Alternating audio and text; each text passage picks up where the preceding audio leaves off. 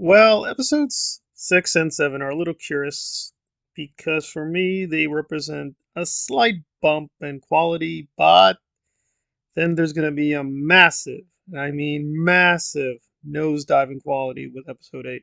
So this is sort of misleading that this is a fairly good episode, but it's not representative of where we end off with season 1. So what is occurring? Well, there's a lot of politics with the Aes Sedai, and Moraine essentially manufacturing her own exile. We're going to get a kind of breaking of the prophecy or disbelieving of it where they speed up the dragon confronting the Dark One.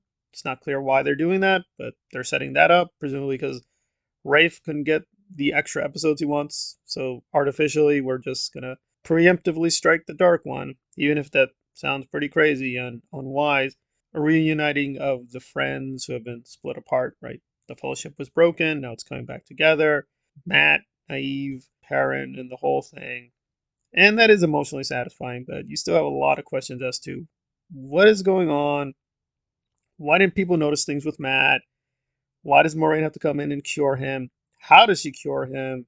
Etc., etc., etc. So there's a lot of plot threads which don't seem to make sense or don't add up. But again, presumably will be answered in the final episode. But spoiler, because I saw it early, unfortunately, yeah, they don't really tie it up.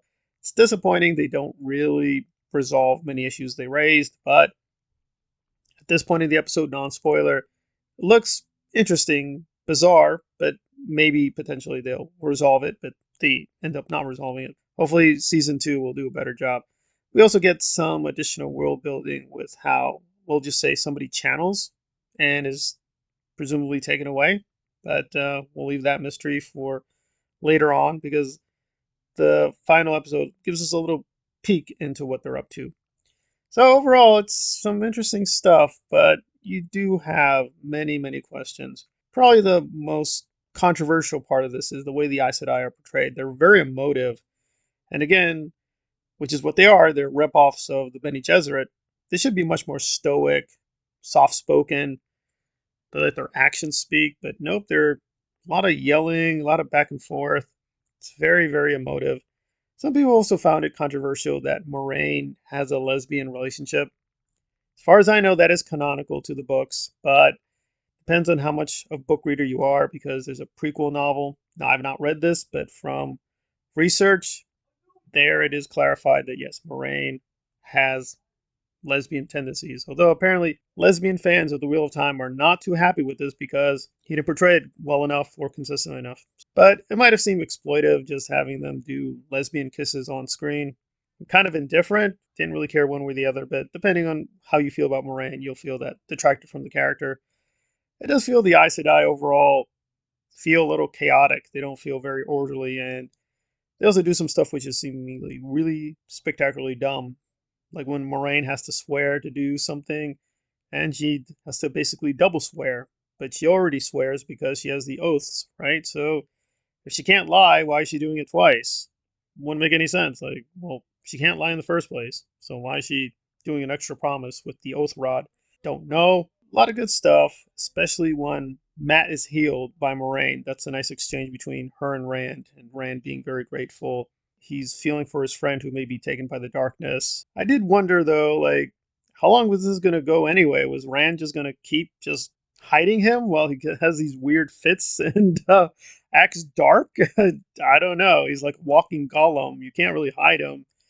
So that felt really, really bizarre.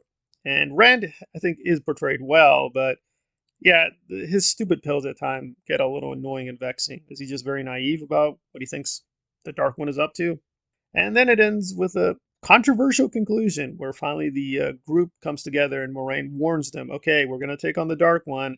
And I can't tell you this straightforwardly, but the chances of you living are really small. It feels like a really heavy, deep moment, but for some reason, and this is not spoiler because you can't avoid this, the actor who played Matt left. So apparently they didn't really have any more footage of him, so we just have him watching the group as they enter the final battle, and you're like, wait, aren't you coming? And it just looks weird in terms of the editing, I agree.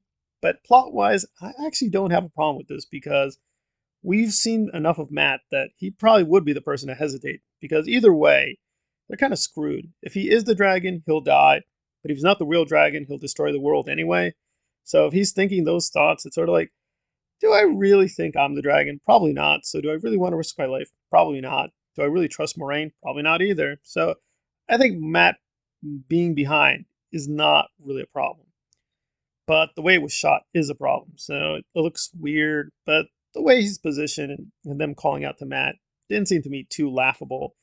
It just would be what Matt would do. He probably would stay behind, maybe help them out another way. But yes, this is the final appearance of the Matt that they hired.